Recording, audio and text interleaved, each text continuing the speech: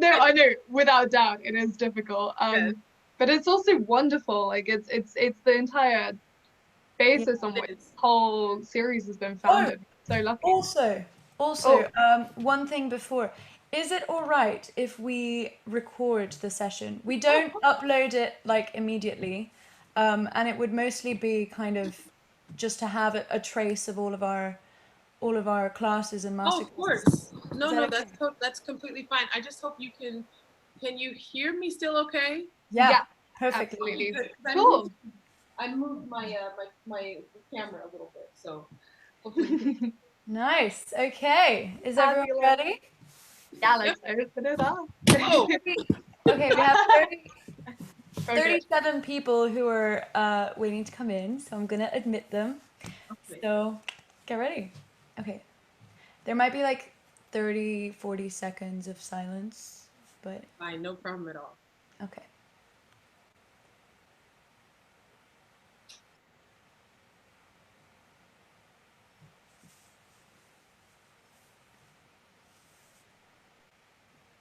Hi.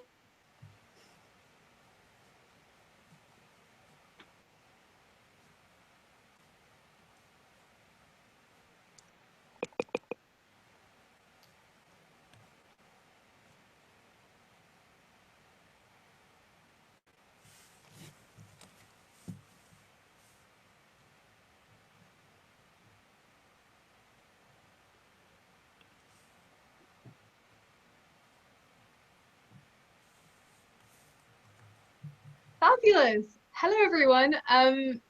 We will, at the moment, we're just going to be doing a sort of introduction while more people come in. So while everyone's coming in, we'll go over a bit of housekeeping and a bit of insight into how this whole talk is going to run.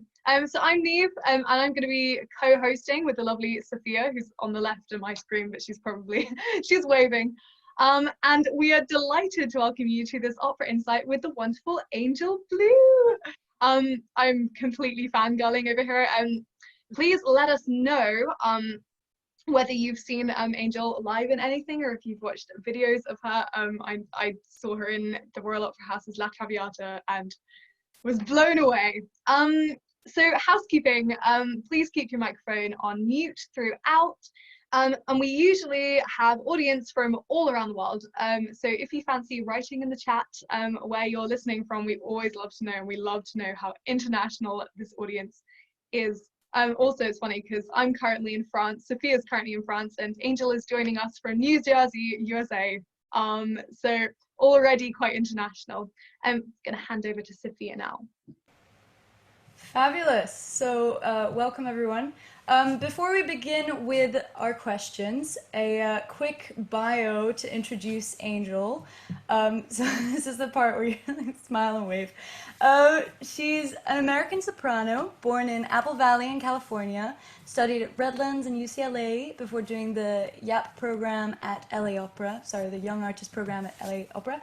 She's sung all over the world, including at the ROH, as Neve previously mentioned, ENO, Edinburgh Festival, the Canadian Opera Company, LA Opera, San Francisco Opera, the Walt Disney Concert Hall, Frankfurt Opera, as well as with the Munich Philharmonic and Berlin Philharmonic.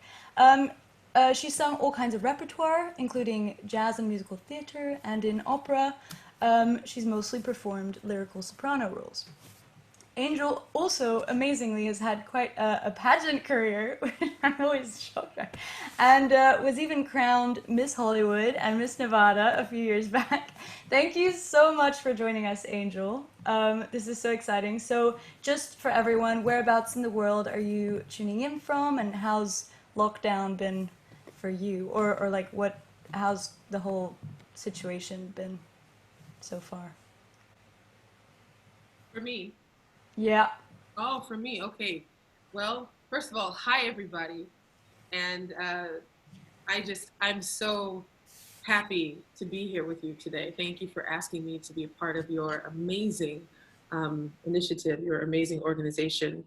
Lockdown has been interesting. It's been, I feel like, for me, I do feel like there's been a great pause as far as work goes, but I welcome the pause because I was really busy. And so I'm really thankful to have this time to sort of reflect on everything that I've been doing, and to also, you know, connect with people that I wouldn't normally probably be able to connect with because I would be going from job to job to job. So for me, I'm really thankful for this time. And there's a part of me that almost feels like I should feel bad because I don't long so strongly to be on the stage right now. I'm very happy to be sitting in my living room, my music room, talking to you. I know that it's virtually, but there's something very special about it. I don't know. Yeah, I know what you mean. I think everyone will agree on the weirdness of the whole thing. But yeah, so Neve is gonna start asking you some questions about your life and career. So go ahead, Neve. Oh, can she hear me? Fabulous. If you can't hear me, my internet connection is a little bit unstable. So we will pass back to Sophia if anything happens drastically on my end. Before we get into more specific questions, it would be lovely to know how, Angel, you got into singing initially, and especially opera. And was your family musical? Oh my gosh, my family is very musical. So my dad, sorry, I was just looking down at something here. So my dad was studied classical music. He was a gospel singer, but he studied classical music and went to the Cleveland Conservatory of Music. And when I was about, my very first time singing opera, I was 4 years old. But when I was 6 is when I started taking my first voice lesson. And I don't know, music was just always such a huge part of my life. And my mom plays the piano. At one point she used to play the violin, but she stopped playing that due to carpal tunnel, actually. So my mom plays the piano. My dad played the piano, the bass guitar, the saxophone, and the drums. My brother plays good grief. Basically, we're all musicians. I mean, because if I went through everybody's instrument, that would be crazy. I mean, you can see, I can't actually see myself on here. I don't know if you guys can see me. Hopefully you can. You can see me? Okay, cool. Because for some reason, I can't see myself. But what I do, I have my bass guitar back here. That was actually the first instrument that my dad bought me to learn how to play. And then I have my other, my Ibanez bass over here. My alto saxophone is right here. And then of course I have my piano behind me. Music has just always been in my life. More specifically, when it comes to opera, I think what I liked about it so much was just that it was so intense. I liked all of the drama. I liked, when I was 4 years old, I saw Turandot, and I remember listening to this lady singing, and I just thought, wow, that's amazing. She's in the spotlight and everyone's looking at her. The orchestra was so loud, and I enjoyed that. You know, it grabbed me, it grabbed my heart, and it hasn't let my heart go for the last, 30 something years, I'm bad at math, 34, 3, 2 something years. So it's just always been in my heart since then, you know. So opera is definitely opera is my favorite thing to sing. I've sung other genres and whatever, and I obviously play multiple instruments, but my heart is always in opera. I hope that answers. Fabulous. No, definitely. That absolutely answers the question. So going on to opera, you've performed quite a variety of roles, and we were just wondering what have been your favorite roles to sing and why? Yeah, you know, my favorite roles are, I think I have to say, for sure, I have to say Mimi, because that's the role I perform the most. I think the one that probably holds the most weight for me, the one that I'm the closest to in terms of feeling accomplished with singing it, would be La Traviata. And that's simply because that's something I've wanted to sing for my entire life. You know, I don't know, I love Tosca. So I've only sung the role once, but thankfully, thank God, it was a big success. And it was more of a big success for me, just because I was told that I shouldn't sing it because it was too early and all of this and that. But those are probably my 3 favorite things that I've sung. All Italian repertoire. Well, Italian is wonderful to sing. I love the language. Um, Actually, going on from that, I wonder if I might, Sophia. Are there any roles that you really want to sing? Or I'm sure there are, but could you share with us your dream future roles and why you want to sing them? Yeah, so my future roles, I was supposed to sing at the beginning of this, what is it called? The beginning of the season of 2020-21. I was supposed to sing Il Trovatore. That was going to be my first Leonora. And I was really looking forward to that. I mean, really, truly looking forward to it. I love Verdi, so that was something I wanted to do. Of course, it's been canceled, you know, because of everything that's going on. That was a dream role of mine. I have several dream roles. I think probably the one that would sound the craziest though is Salome. That's the one role that I would love to sing one day. I mean, she's a wild, crazy character, you know, so I would love to sing Salome one day. Amazing. Yeah, Salome is a really powerful character. It's Yeah. kind of terrifying. Um, we were wondering what experiences have struck you whilst working in opera and in the industry, and is there anything that you would change socially or marketing wise or structurally about the industry that you've encountered in any way? Hmm. Great question, Sophia. You mean, is there something I would change as far as when you say marketing? Can you be, what do you mean more about marketing? Like, you mean the way?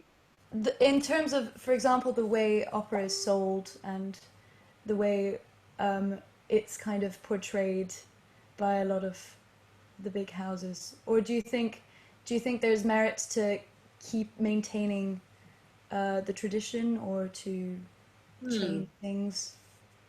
No, I mean, that's a great question. I honestly don't know. I honestly don't. I'm not a marketing specialist. I'm just somebody who hopes that when something that I'm doing is being marketed, that people would find it interesting. Um, I don't know. You know, I'm one of those people. I'm very, as you said in the beginning, I'm from Apple Valley, California, which is people in California don't know where Apple Valley is. I'm from a small town, and I things that attract me are things that are honest and are things that are meaningful, things that are approachable. And I mean, I don't really know how all of the big opera houses do their marketing. I don't know exactly. I don't know that I'm even going to be able to really answer the question. All I can say is that I know for myself, um, in terms of getting people to the opera house, what I think is the most effective Mm. is when the companies are inclusive. You know, when the companies are like, hey, you're going to like this because it's for everybody. I think when companies do that thing of companies do it, we do it as people do it on social media. I mean, it's a part of being human, you know. There definitely are times where we see that opera is marketed in a way that would be what's a better word than to say? I would say it can definitely be something where people are turned off from it. In answering that question, I hope that opera marketing in opera which show that opera is for everybody. That it doesn't matter if you speak 10 languages, you can still come and have a good time. It doesn't matter if you're from America, if you're from Apple Valley, you can still come and have a good time. You know, I think that that probably specifically is something that if I were to change anything, that would be the one thing that I would hope to not necessarily change, to enhance. If that makes sense. Yeah, that makes total sense. Okay, good. Yeah. I realized that was quite an intense question, but you answered it very well. Okay. Yeah, sorry. And also, that I mean, that's exactly what we're about at Yeah. NSOS is trying to make this industry or make people realize that it can be for anyone, and open it up somewhat in that way. Um, the next question is about your help or your sort of schemes with young singers. So you've engaged with and helped a lot of singers who are just starting out in their careers. I know Sophia personally has taken part in the Generation Next project. What prompted those initiatives? And sort of, do you have any advice to young singers? How, you know, starting out as a young singer is very intimidating. What Yeah, kind I of mean, I feel like, first of all, in the world of opera, I'm still considered young. You know, I'm almost 40. I'll be 40 in just a couple of years, 3 years. And I think that it's funny in opera, like Sophia said in the beginning, I'm a former beauty queen. And, you know, nobody would ever say that you're young at 36, 37 years old in a pageant, you know, nobody would ever say that. It's likewise in theater, people aren't going to say, oh, you know, you're young and you're approaching 40, but in opera, it's a different thing. You might have to remind me of the question because my mind is going quickly and I'm trying to keep up with it when I'm talking. Okay. But when it comes to younger singers, I'm not so far ahead of younger singers in this field. So I feel like my journey so far has been one that has been met with a lot of opposition. It is one that has been met with a lot of me trying to understand myself, trying to encourage myself and motivate myself because I wouldn't get it outside. I got it from family members and such, but from people who are running this game that we call opera, I didn't receive a lot of that. And so I think now I find myself in a great position to be like, now, when I was 22, I was going through this. When I was 23, I was going through that. So I feel like I have, I have a zeal for younger singers and letting younger singers know that, hey, if I'm in the position that I am in right now, where I get to sing, thank God, I get to sing at La Scala, I get to sing at Covent Garden, I'm contracted at the Met, I'm contracted at these wonderful opera companies. I feel that if I'm here, and this is not so long ago, you know, we're really in the same generation. And so I think that me being here really can be uplifting and helpful to somebody who is just now starting their journey in this career. And I mean, I can only imagine, I think one of the things with Generation Next and with the Sunday recital series was, when my work started getting canceled, I was telling my husband, I said, this is really rough. You know, my work is being canceled. On one hand, I'm sad because I'm not going to be singing. And of course there's the income. But on the other hand, I was so happy to be at home. You know, I one of my jobs that I don't talk about on a public profile is I'm a housewife. I have a boy, I have my husband, I have 2 crazy dogs, this big house, you know, and that's another part of me that I enjoy. But I was thinking about the singing and all of the young singers who also had things that were canceled and also had things that, you know, school shutting down and recitals canceled and graduations canceled, and my heart went out to them. So one of the reasons why I started the initiative, and I don't know if it's even an initiative, I don't know if that's the right word for it. The reason I did that was because I wanted them to be engaged, and I wanted them, the younger singers, to feel like they still had a place to perform. And I'm more than willing to put the platform that I have. I'm thankful for that because I do get to showcase other people and I care about other people. Listen, most of you here who are here, I'm going to try to look at everybody. Most of the people who are here, hey, Orlando and Ashley, hi, you guys. Most of you guys, Eliana, hola, Eliana. Eliana is in Colombia. You guys are young, you know, this is, I'm sure there's older people here too, and hello to you too. But most of you who are here, who are young, it's like, you know, you have basically your whole life ahead of you. There's so many other things that you can be invested in and interested in. And the fact that you're interested in opera is awesome. The fact that you care about this old music that we've been singing forever, and the fact that you're just the very fact that you are here today to see this, thank you. Thank you for coming. Thank you for being interested, because let's be real. There's going to be a time where, like, I'm approaching, like, I would like to consider it the beginning, middle of my career, where I'm really going to be in my prime, right? Okay, well then after that, I'm going to be on my way out. So it's going to be up to Ashley and Eliana and Rebecca. It's going to be up to Sophia. It's going to be up to all of you to keep this thing going. You know, so sorry, this is a long-winded answer. So I suppose what I'm saying though, is that the reason why I have such a the reason why I feel this zest, this excitement for it, is because I want you to stay encouraged. I wish that somebody had done that for me when I was in school. I wish that somebody had some singer somewhere had been like, hey, you know what, you're feeling down today, call me, or here's my number, here's my email, let's talk about this. Or, hey, you know what, I heard that you're learning, I don't know, Vesti la Juba, and I want you're a young tenor, and I know you're not going to sing Pagliacci right now, but why don't you record it so I can share it to the people that work at this opera house so that they know there's an up and coming tenor. That's important. That's important, because you guys are the future of this, where is it? Of that. That's the old Met. You guys are the future of that. And it's important, and it's important for those of us in the career now who care enough. You know, some people don't care, and that's fine. They care about other things. That's good, whatever. But those of us who care about the art form and care about the continuation of it, we have to care about you, because that's real. That's where it starts. It's a long-winded answer, but that's my opinion.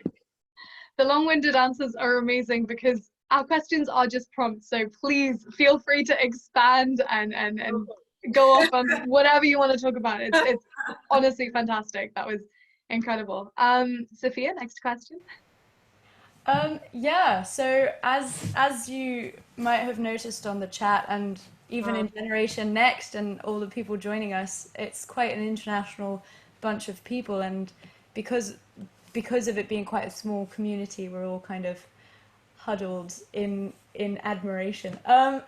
And in terms of this internationalism, we were wondering, what have you found to be the main differences in between, or what have been your experiences working in different countries, and any particular things of note between the US and maybe Europe and the UK, and any advice or things to look out for? I think you mean in terms of working in different opera houses. Yeah, and in different countries. Yeah. You know what's funny is countries I've been to, I counted the other day, I've sung in 42 countries. Oh my God. And I've only started traveling in 2009. And that's a lot of places to go in a short amount of time. I mean, it's a long period, I guess, 10 years or so, but it is a lot of different places. Some of those places I've gone back to, some of them I haven't. You know, I was in Kazakhstan 2 years ago. I haven't been back to Kazakhstan. I'm supposed to go back next year, but who knows with all of this. Some of the interesting places where I've sung, and I haven't gone back, but like Bahrain, let's see, Abu Dhabi, I was there 2 years ago as well. India, hi Siddharth, and Siddharth is in India. How are you doing, buddy? It's good to see you. It's kind of like people are people no matter where you go. People are people. If you are in New Jersey, where I am right now, there's going to be crazy people in New Jersey, and there's crazy people in California, and there's crazy people in Singapore. There's going to be people who, when you show up to rehearsal, they're going to be super nice when you meet them, and they're going to be cordial throughout the whole process. Then there's going to be somebody who shows up who thinks that they're above the process, who thinks they're above the whole thing. People are people. You know, human nature just is what it is. What I would suggest, no matter what country, whether you speak the language or you don't speak the language, or you only know how to say hi and goodbye in the language, the most important thing is for you to be prepared. And by prepared, I mean, number one, guard your emotions, guard your feelings, you know, guard your heart. By that, I mean, know within yourself what it is that you came there to do, you know, and that this might sound kind of harsh. I know that sometimes I can speak it sounds like I'm speaking harshly, but the thing is, I'm emphatic about what I'm saying. I'm strong about it because it's helped me to have a professional career the last 11 years. When you show up to a rehearsal, know your music, know it. I mean, when I say know it, I mean know it inside and out. Know your part, know the people who are the people who are singing around your part. If you don't say anything for 3 or 4 pages, I'm not saying you have to translate every single word. If you don't say anything for 3 or 4 pages, at least know what they're talking about. Know your music. Doesn't hurt to get an orchestral score, to look at the orchestra and to know what the orchestra is doing. I think probably the thing that has protected me, and I say protection because I believe that, the thing that has protected me the most in traveling to these countries places is preparation. And because when you show up and you know what you're doing, you know, it doesn't, what am I trying to say? It doesn't, there isn't a door open to be like, oh, they shouldn't be here, or, oh, that's not this, or, oh, that's not that. And also it helps you to be calm in a situation, you know, especially if you have a colleague who shows up and they don't know what they're doing. That's so stressful. That is super stressful on so many levels. Don't do that. Save yourself and your colleagues the stress. Don't do that. I've done it before. It's not fun. People look at you like you're crazy, like you have an eye in the middle of your forehead and all of this stuff. Just don't. When traveling, going to other countries and whatever, people are people, so let them be people. Be nice, do your job, get your check, say thank you, smile, and go home. My opinion. It's, I mean, obviously opinions are opinions, but that sounds like a very good one. The next question actually is sort of about not just opera. You've been described by some people as a crossover artist. Your Wikipedia actually says you're a crossover artist. We were wondering what that sort of means for you in terms of different genres and different forms of music. Yeah, I still to this day do not know who wrote that. I might ask somebody to remove that. Somebody said, I don't know where that came from, crossover artist. Yeah, I mean, I grew up singing gospel in church. I grew up singing, I mean, gospel, kind of country, sort of musical theater, kind of whatever was being played, you know, I sang along.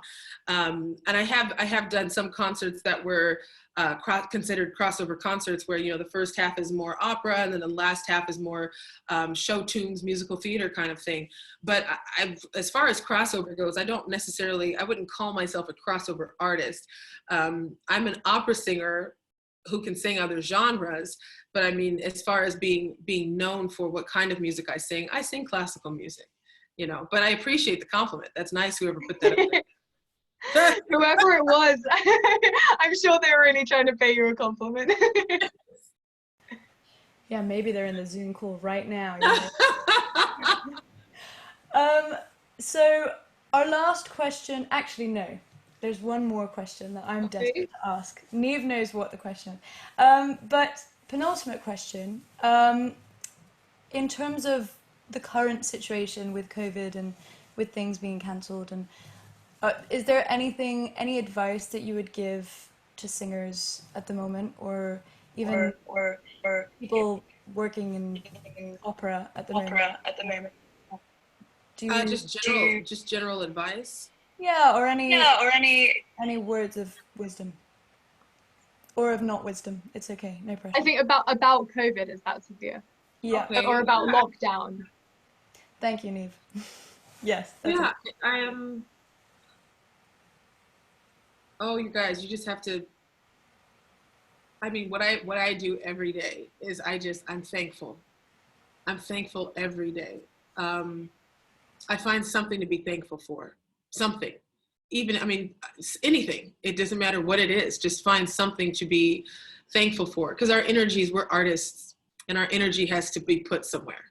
You know, and if it's not on stage, if it's not in a theater, if it's not, I don't know, just anything. I find that there's so much to be thankful for at this time. I also think that for all of us, you know, I don't know how many of you on here are students who are going back into school or who have just finished school or whatever, but I would encourage you to stay joyful about this thing. Stay joyful about your voice. Stay joyful about what lies ahead. COVID's not going to stay forever. It's not going to be like this. You know, it's not like I don't believe that. That's just my own personal feeling. I don't think that we're going to be in 2024 and we're all still in our houses like, well, we can't go outside. I don't believe that. You know, I think that we have to look ahead. There's this really great quote, and I'm sorry if I offend anybody, it's from the Bible. And it says, where there is no vision, the people perish. And I share that with you because vision is something that we have to have. Vision is something that you can't let go of. Vision is I still want to sing at the Met even though the Met is shut down. Vision is I still want to learn this aria even though they canceled my recital. Vision is I'm still going to use this degree even though I didn't get to walk because it was canceled or whatever. Vision is I really believe what keeps us alive, what keeps us going. That is my what do you call that? That is my advice. You know, if I have any words of wisdom, that's what I would tell all of you, is to keep your vision going. You know, it probably seems stupid that I'm still practicing Il Trovatore. There's some sections in there that are really hard. And yeah, LA Opera canceled it. You know, they canceled the show, rightfully so, because of COVID. But you know, when I do go to sing it, whenever that may be, I don't want to stress over that part. So the vision that I have is to keep working on it. The vision that I have is to keep trying to encourage young singers. I want to see each and every one of you, whatever your goal is. If your goal is to sing at, I don't know, think of an opera house that you haven't said, Angel. If your goal is to sing in Dresden, right? If your goal is to sing at the Semper Opera in Dresden, then I want that for you. And so in any way that I can, I want to encourage you to keep that vision alive. If your goal is to be a great teacher at the Juilliard School, then I want that for you. You know, I hope that people just allow themselves to keep dreaming and keep being excited about the things that are to come, and be thankful for the things that have already come and learn from them. Yeah, that's really encouraging. Well, as a singer, yeah, it's one of those, well, some of those words you just need to hear. So thank you. The last question from us, before we open the floor to the audience. As mentioned at the start, you had, and perhaps are still involved, I don't really know, you had quite a career in the pageant industry, and some people's side hobbies like knitting, and yet here you are showing us all up. How did you find that experience, and did it help you later on with your operatic career? Pageants? Yeah. Wow. Pageants, well, I mean, did it help me with my opera career? Yes, because it showed me not to compare myself to people.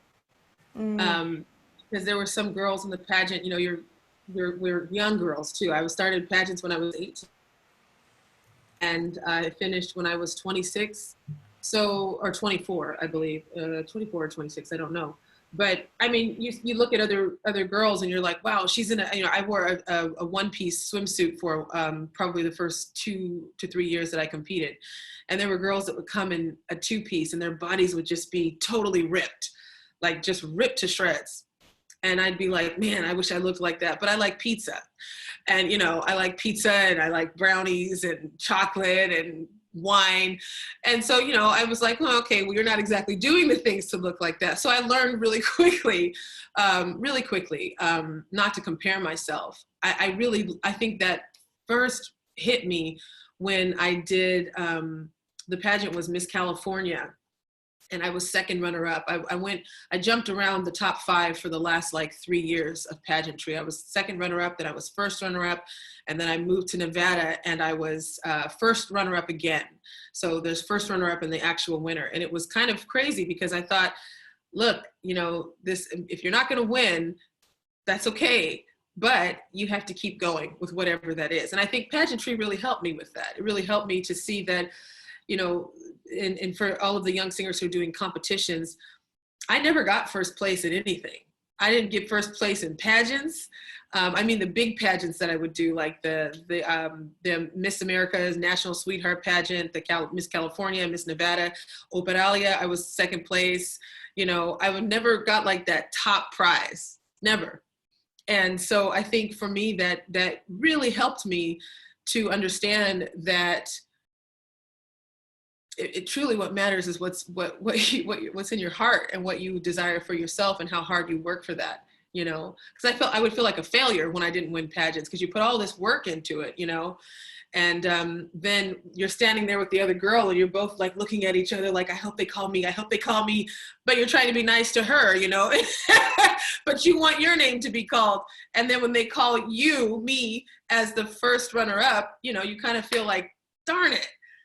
And you know, with opera, Sophia, what that taught me with opera, honestly, is that there are a lot of things that can make me feel like I've been let down, but it's it's interesting because I feel like every time I feel like I've been let down, I'm the one that has to pick myself up. And I find that when I pick myself up, I go even higher than I was before. And that's a good feeling. So yeah, pageants helped me with not comparing myself to people. That is so important to hear. And I think also inspiring because the amount of people who face rejection and face, you know, not winning, and realizing that even people like you and other hugely successful people who are at the top of their game don't win all the time and don't get what they want all the time. It's so important.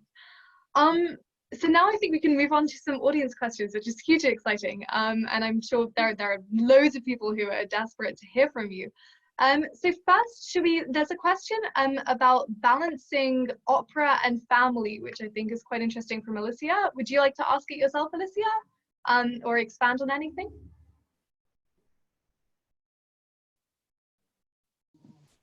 Hi, sorry, I'm just eating dinner. That's why my video was on.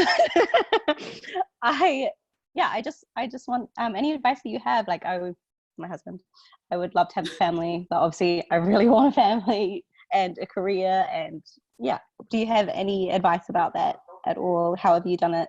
How does it work for you? Yeah. Hi, Alicia. Thank you for the question. I think you can do whatever you want to do. I think it's just a matter of you believing in what you want. I don't have a biological son. My son is my stepson, and I've been raising him since he was 4. And he has come with me on the road. He has spilled chocolate milk backstage at the Met because he wouldn't be still when I was making my debut in 2017. And, you know, my husband, I'm in my Act 1 costume. My husband runs past and it's like, we got to go to the room. I mean, it's possible. It's possible. I think a lot of times people in this career will say, you know, and of course there's certain things where people will be like, oh, you know, if you're a woman, you can't have a career, or you have to have a career that's limited.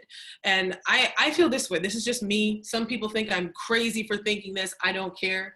But I feel what you want, you can have, whatever that may be. If you want your family, you want your husband, you want kids, and you want an international career, that is possible. I can think of 5 sopranos right now who have crazy successful international careers and have more than 2 kids at home and a husband and a house and all of that. It is possible. The one thing I would say is be careful who you share that with, be careful who you tell that to, and that's for anything. I learned that I learned that probably when I first started my international career, because if you tell people what you desire and what you want, and they don't understand that for themselves, they won't understand that for you.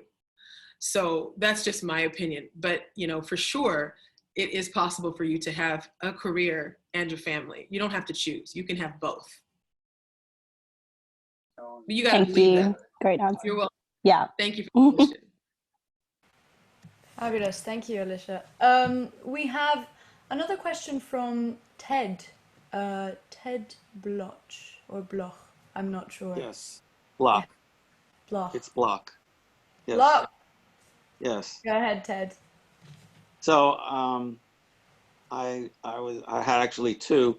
You had mentioned, Angel, that you encountered, I guess, folks that were skeptical or were giving you resistance, and I was wondering if you could elaborate on that some more. And the second one is that, you know, I go to Live in HD quite often, and all of the audiences I'm 68, are either my age or even older.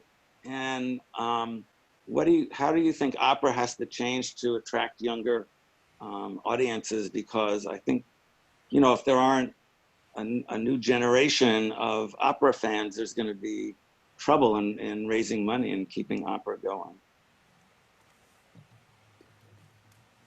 And first of all, thank you for the question. The first question about what adversity or opposition I faced actually had a lot to do with the fact that I'm a former beauty queen, because when I got into the Young Artist program, I was doing both at the same time. I was finishing my master's degree at UCLA, and I was competing in Miss California, and I was trying to get into the Los Angeles Opera young artist program. And much of the opposition that I received was because I was a beauty queen. And so people were saying things like, oh, she's not serious. You know, she's trying to be a model. She's not serious about the art form. If she was serious, she wouldn't be doing that. You know, and I little did they know that I was in pageants because I was trying to pay for school. So I heard a lot of just opposition. I had a lot of opposition from that, a lot of opposition from things I heard, you know, if I don't want to get into race and talking about it, but I heard things like, you know, there will never be a Black Violetta, you know, Black girls don't sing me. When was the last time you heard of a Black soprano doing me? I've heard things like that, opposition, things about the voice. And that's why when I do I like the word initiative, so I'm going to say it again, Sophia. When I do my initiatives, my goal is to uplift people. That's what you're going to get when you talk to me. I'm not going to tear you down. I'm not going to put you down. There's no reason for that. There's no place for that where I am. Okay. That's not going to happen because it happened to me. And even today, I'm still trying to filter that out of my mind and definitely out of my heart. So the opposition that I have faced, it has just been, it's actually been something that has really been something that I've had to fight on my own, in my own head and in my own mind and my spirit. But I use it though to lift me up, and I use it to just being like, hey, Angel, remember when they told you that you couldn't sing Traviata? Well, look at you now. You sang it at Covent Garden, and you sang it at La Scala, and you're going to sing it at the Met. And that's how I am. That's how it helps me. Is I use it. Somebody said something negative to me, and I'm like, really? Okay, I'm going to take that positive. How I feel about Ted, you're 68. That's a great age. My uncle just turned 68. So what I feel about the age is that we have got to uplift our younger singers. I like talking to the young singers. I like talking to people who are 10, 15, 20 years younger than I am, because I recognize that, Ted, that we need in our audience younger people. Maybe that goes back to the marketing question, Sophia, where we do market it as being something that young people can come to. Guys, I'm an international opera singer. I'm blessed to be able to say I've sung all over the world. I get intimidated to walk into the opera house, and I work there. That's crazy. That's crazy. I think in some kind of a way, however that works, we need to do something where something has to happen to where that I don't know if it's a stigma or that, I don't know what to call it. That needs to go, because you know when you go see a movie, and I'm not saying that that opera is like Hollywood at all, but I mean there are certain places where you go and you just feel welcomed, right? Like my dad was a pastor, and one of the things that I heard all the time from the people who went to our church was, we feel welcomed here. You know, you just come just as you are. Come as you are. You know, you don't have to come in and having had read the whole Bible or the whole Torah or anything. Just come in and come as you are. I think opera needs a lot more of that. I think opera needs a lot less. This is very strong, and I apologize if I offend anybody, because it is a great art form and it is one that we should take seriously. However, I think we need a lot less criticizing and a lot more encouraging. That's how we keep our art form alive. I'm done. That's a long answer. Sorry. Thank you. Thank you. Thanks. Thank you. That was Thank you. brilliant. And I think a lot of people here wanted and needed to hear that too. And I can see from everyone responding that went down super well. And I'm absolutely pumped by that. Moving on to a question from Antonida about the journey into discovering your voice. Antonida, would you like to ask that? Because I think it's a really cool question. Yes, hi Angel, thank you very much. It's so lovely to hear you speak. The question I had is basically, can you tell us a bit about your journey of discovering what your voice was, what sort of repertoire you should be singing? Yeah, Antonina, nice to meet you. Thank you for the question. So, wow, I just started a coaching studio. And one of the things I hear all the time from the singers is my voice teacher thinks, my voice teacher thinks, my voice teacher said, my coach told me this, my coach said this. And I always ask them, well, what do you think? And they don't know. They're like, well, I like it, but so I was in that spot for a long time. All of us are in that spot at some point, you know, with our with this art form. I found that my dad used to say, Antonita, my dad used to tell me when I was a kid, he said, Angel, every singer finds his voice by his voice. And I never really understood that until, unfortunately, after he passed away. And I was scared of Mimi, I was scared of Musetta, I was scared of Michaela, I was scared of you, I was scared of everything that I sing today. And what happened when I was probably around 20, I guess I was 26 or 27. And I was rehearsing some music, and the coach that I was working with, a French coach named Giselle, and she told me that I had to give myself permission. That was the first time I heard it. And I was like, I have to give myself permission to do what? What is she talking about? And then I kept coaching with her. She kept saying that to me. And I was like, okay, she's crazy, whatever. I went to the next coach. That coach said, you have to give yourself permission. And I was like, what? What are they talking about? Who's permission for what? And so finally, a couple years after that, I believe it was, I was singing, I had turned 30. And I noticed that my voice changed. And I said, okay, I'm going to try to sing Mimi. I'm going to try to sing these arias and these, and art songs too, that I thought were too heavy or too big or not right for my voice or not my fach. Come on. You know, nobody talks about fach when you start singing professionally. Nobody does. They talk about it in school, but I don't remember the last time I heard the word, to be honest with you. I found that when I gave myself permission to just sing through stuff, I could sing it. And I could sing it without the apprehension of, oh, this isn't right for me, or, oh, I can't do this, or they're not gonna hire me. When I found that, I found joy in singing things, if that makes sense. I found happiness and excitement in just singing music that I liked. I started picking up scores that I had wanted to sing, that I was told that I shouldn't sing. And I found excitement in just singing through those things. You have to give yourself permission to do that. You know, nobody can do that for you. This is kind of how I feel about Tosca. You know, I sang Tosca last summer in the south of France. And I had so many people saying, Angel, you shouldn't do that. It's too soon. You're going to ruin your voice. I can still sing today, honey. I appreciate that. Thank you. But I know myself. I know my voice. And I'm learning more and more about it each day. I spend more time with my voice than anybody else does. And so do you.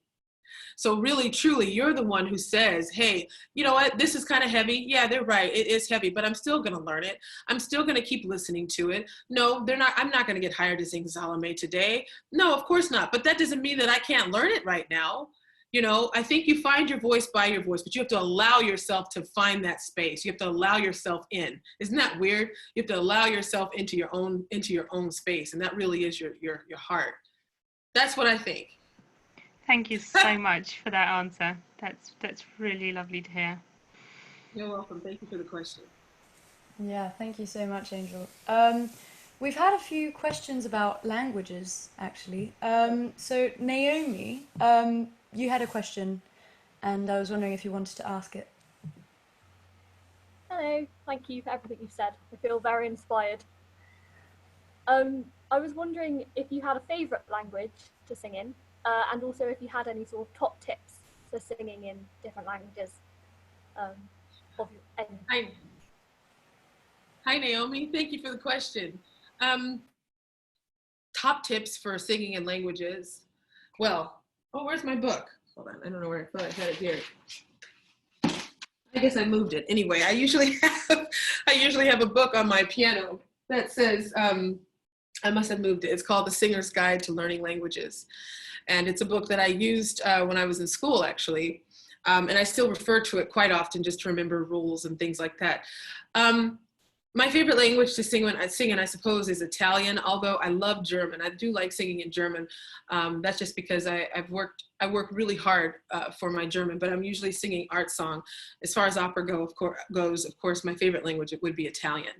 When it comes to learning languages, I think as a singer, if one is not learning the language to actually speak the language fluently, then I would suggest getting one of those kinds of books, you know, the Singer's Guide to Learning Languages. I really don't know where I put it. I apologize. I thought I had it here. And do a lot of listening.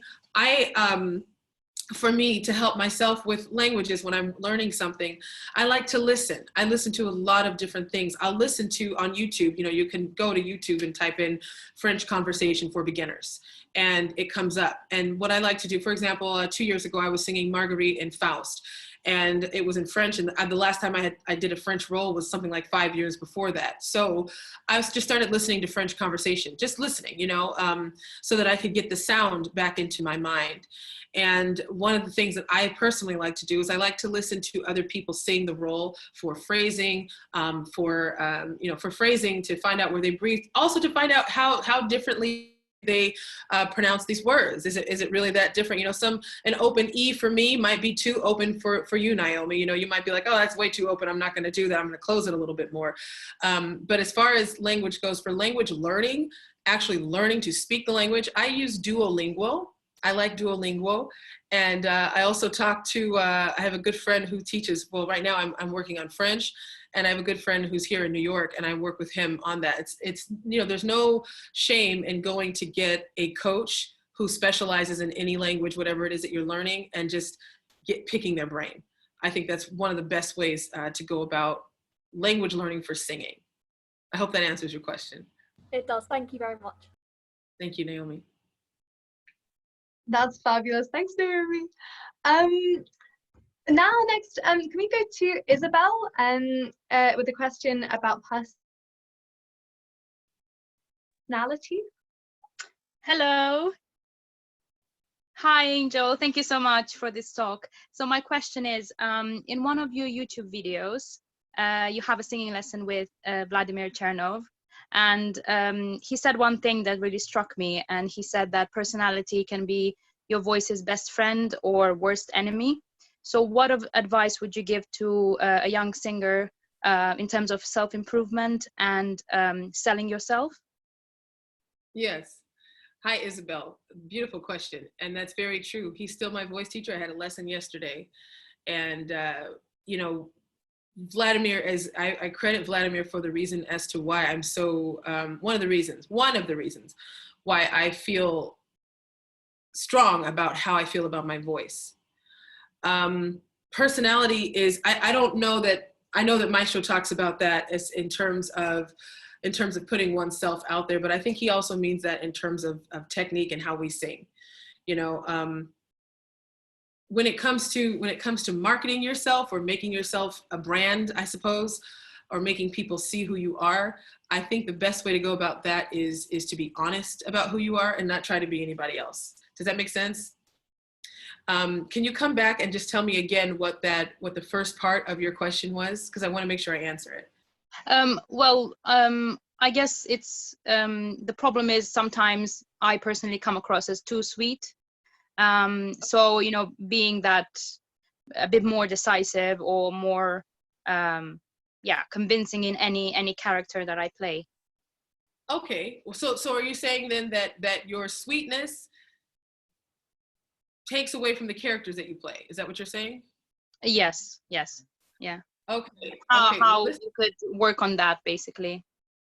Okay, so so what I think is, I hope I'm able to answer that. I'm gonna try. I think that you have to really engage in your character. You're not Isabel when you're playing whoever it is you're playing. Some characters that we play are going to be more close to our personality, and others are not going to be close to our personality. And of course, it's usually easier to play someone who we share character attributes to, right? I don't know. Being a sweet person is not a bad thing at all. I think being a sweet person in this business is something that we could use a whole lot more of. And I think if anybody's telling you to change who you are, I would strongly disagree with that, because you need to be who you are. Because what if the opera world, and I actually learned this in pageantry, when I would do the interview, when you do a pageant, there was a 12-minute interview that we had to do. And they used to tell all of the girls, what happens if you go into the interview and the girl they're looking for to win is you, but you don't show up? In other words, if we need in opera Isabel, who is sweet, who is kind, but who can also get on stage and play the bad woman, if we need that and you don't show up, what does that say for us? What does that do for us? What does it do for you? You know what I mean? I think you have to be honest with yourself and true to yourself. The people who are supposed to help with your career and who are supposed to help you, they will be there. They will be there if you're nice. They will be there if you're not nice. They'll be there on your days when you're singing great. They'll be there on the days when you're not singing great. And I don't know if that makes sense, and I hope I'm answering your question. But when he said, I remember him, he says that to me a lot when he talks about personality. I know when he says it to me, most of the time we're talking in terms of like technical things. But I think in terms of when it comes to opera, marketing yourself or putting yourself forward in front of people at the opera house, just be yourself. You know, if you don't mind, Isabel, did I answer your question? Yes, yeah. Okay. And may I ask how old you are? 28. Yeah, people are crazy. And I feel like people just stopped saying that to me a couple of years ago. Like, Angel, you're too, I didn't hear I was too nice. I heard like you're too quiet. Y'all know I'm not quiet, but they would say that I was too quiet and that I wasn't, you know, forward about the things that I'm thinking. But it's not what's important is that you're honest with yourself. You know, we're in a weird world in opera, and I think the best way to navigate it is truly being honest with yourself. So Yep. Sorry for my long answer, but No, thank you. it's okay. That's amazing. Thank you. Thank you. Thank you so much, Angel. And yeah, don't worry about long answers. I think everyone, I can speak for everyone that they're really, really helpful. Isabel, you mentioned kind of education, so I wanted to continue on that. And so we have a couple of questions actually on kind of opera music education and maybe the occasional lack of accessibility that involves, and how maybe some aspects might be overlooked, and how difficult it is as well to get into some operatic institutions. And I was just wondering if you had any thoughts as to what aspects of opera and music education and accessibility might be overlooked that you have any opinions on. Music education, can you expand on that a little bit? Just like why, what exactly do you mean? Like education and people not being involved or getting into certain institutions? Yeah, is there anything that you would change about the way opera and music education, maybe in the US, for example, is structured in terms of... Well, I think, yeah, I think one of the things that's very important is that we have to understand that, you know, in the United States especially, arts was taken out of schools. It was just stripped away, you know, ripped away from us. And when I was in school, I had a learning disability when I was in the 3rd and 4th grade. And I really believe with all my heart that had I not had piano and choir and outside voice lessons at that time, I don't know that I would have been able to overcome those learning disabilities, you know, that learning disability, I mean. I feel like in the United States, it really is a big issue of funding. And then when we have, of course, passed the funding, it is also the people who we have in these positions of administration who are deciding who gets to come into the schools. You know, if you're in an area that is like where my mom grew up, where my mother grew up, people would consider it the ghetto. That's what it is, the inner city where she grew up. And the city where she grew up would not have any kind of extracurricular activities other than probably basketball or some kind of a soccer or some sport, you know. And even that would probably more depend upon the parents taking the child to that instead of being offered at the school outside of like a physical education class, if that makes sense. I don't know. I find that when it comes to education and when it comes to, and I'm thinking really elementary here. I'm thinking like, you know, grade school kids, because I think that's where it starts. I know that's where it started for me. I hope and wish that the United States would, you know, be able to fund things, music, particularly music and theater, for the younger generations, for the children. But I think so much of that has to do with the fact that we put money elsewhere, and the importance of our youth, I think, is slowly but surely deteriorating, and it's not holding a precedent where it should. I mean, let's be real, they're the future. So. Yeah, absolutely. Thank you so much. 100% agree. Oh, yeah, we had a question just because we're getting to the end. Do you have time for one or two more questions? Is that all Yes, right with you, or do sure. you need to shoot off? Okay, so if you and anyone obviously who needs to shoot off, that's fine. But if you want to hang around and get more insights or more wisdom, we have a question from sorry, who was it? From Ashley about learning a new role in the process that you go through. So learning a new role, I said this the other day, the process, sorry, I'm copying what I hear. The process that I go through is, I like to break in my book first. So I break up the book, I tear it up, and I don't know how to explain that. I like to think like, okay, here, this is my La Boheme score, right? This is the Boheme score that I have, that I use, and there's colors in it, and it's messed up. Like, it's, you know, this can come off of it. This is broken on the inside. But the first thing I like to do when I'm learning a role is I want it to look like I've lived with the role. And in order for me to live with the role, the book has to be messed up. So the first thing I do is I start to open the book and I start to, you know, make it look. This is a good example. This is my Marriage of Figaro score. And I don't know where the top is because I've used it so much, because I've looked at it so much, you know. That's the first thing I do. The second thing I do is I go through the text.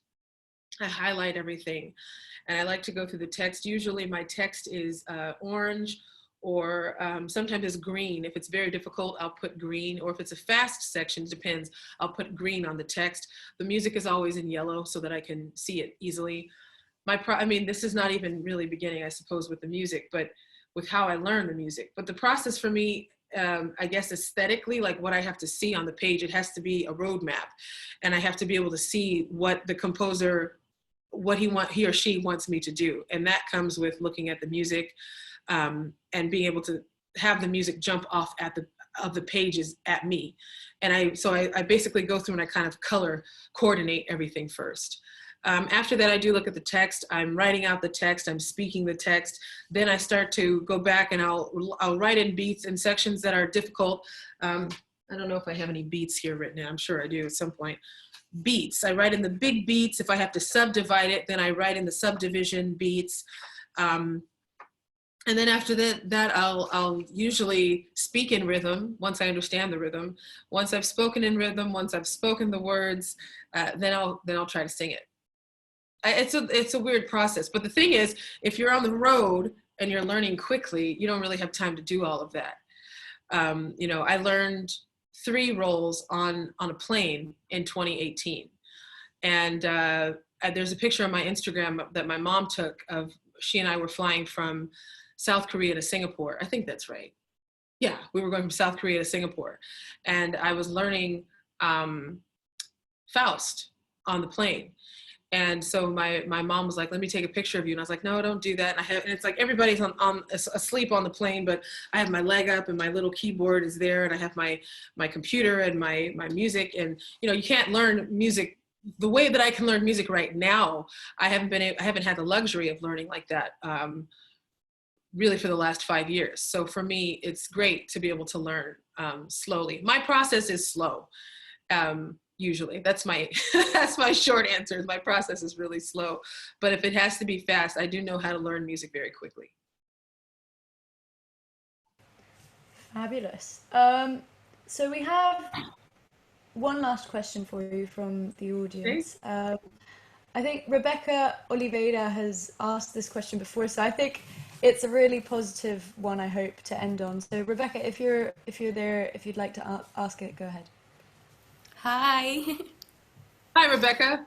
So my question was, what qualities do you think it's important to have or to develop as a young singer starting out the career? What qualities? Yes. What do you mean by qualities? I don't know. We hear a lot of advice, we hear a lot of information, and sometimes it's just hard to process and to really think through what is really important. So, what is your thought on it? Okay, thank you for that question. I have like 3 answers. Okay, the first thing I would suggest is, it has absolutely nothing to do with singing or languages or anything. I would say grit. And by grit, I mean keeping yourself going. I talk a lot about that because I've wanted to quit completely, like twice in my life, where I really was like, I'm done with this. I'm not doing this anymore. It's a waste of my time. It's a waste of my energy, waste of my money. I think really grit is something that will just, gosh, grit pushes you when you think you can't push any further. Be strong, be courageous, be bold. Don't be afraid of what people are going to say to you. People are weird. People, like I said earlier, it's human nature. People say stuff all the time. I'm saying crazy stuff. Other opera singers are saying stuff. You're always going to encounter somebody who's saying something. But ultimately, you know, really what you have to listen to is yourself. And I suggest getting a team of people around you. That's one of the reasons why I'm really still close to my voice teacher, Vladimir, because Vladimir was with me and helping me study, helping me learn, helping me get my voice together, still helps me get my voice together. When I was going through a time where I didn't sing very well. I think it's important to have people around you who are there to lift you up, no matter what stage you're in. I think it's important for you to have grit. I think it's important for you to be, and when I say that, I mean that. You have to be strong, you have to be courageous, you have to be bold, period. You just do. And that doesn't mean you have to be mean and nasty and a diva and you don't have to be like that. But I'm just saying, you have to have that within you. On top of all of that, the most important thing is you need to be able to sing. You got to be able to sing. That's what the job is. The job is opera. The job is singing classical music. You need to be prepared. I think this is a great time for everybody. For all of us. I was going to say for young singers, but I think this is such an important time because we get to have. When have you ever really had time to just sit down and be like, what do I want to do today? I'll just speak for myself. For me, I don't remember the last time that I could be like, wait, if I don't want to do anything today, I don't have to. Okay. So with that, take the time when you feel like doing it, take the time to learn a new aria. Take the time to sit down and just read. I just finished reading again, Jerome Hines' book, Great Singers on Great Singing. Take the time to do that. Qualities. What are the qualities in starting this career? All of you guys have them. You're here, you're interested, you're invested. And with that, keep singing. Be strong, be courageous, be bold, have grit, know what you want. And in my opinion, as far as it goes, if you keep going, if you keep believing in yourself and you keep trying, those doors will open. And the reason I can say that to you and I can be honest to you when I say that is because it happened for me. So why can't it happen for you too? That's what I think. Thank you. You're welcome. Thanks, Rebecca. Absolutely. Yeah. Thank you go so ahead. much. Oh, no. Me and Sophia are speaking over each other. Just thank you. This has all been utterly fantastic. Before we wrap up, I just wondered, because I know that there were so many people who wanted to ask questions, and because we're limited by time, not all of them got asked. Could you tell us if it would be okay for people to ask you questions after the talk, or how best to contact you if they wanted to know more about being a young singer and wanted more help? Yeah, for sure. Trying to think. But either I was going to suggest that maybe I do a Zoom meeting tomorrow to answer them, but I don't have to. Whatever, find me on Facebook, or probably Instagram might be better. Find me online. I'm there. And I'm always willing to talk to younger singers. I like talking because I feel like I'm close in age. It's not like I've been singing for 20 or 30 years and I don't remember what it was like when I started out, because I just started out a couple of years ago. So I'm here for whoever is interested. And I will say this, I do not play around when it comes to encouraging people. So if you don't want to hear what I have to say about that, yeah. Because some people are like, oh my gosh, she's doing it again.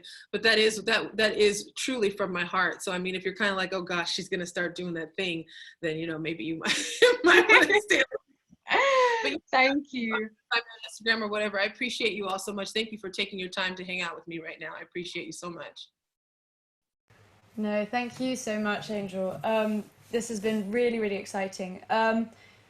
Yeah, we look forward to watching all your fabulous events and masterclasses in the future, and Thank all you. your operas. Just as a note for everyone who's here, we have these events on Mondays and Thursdays.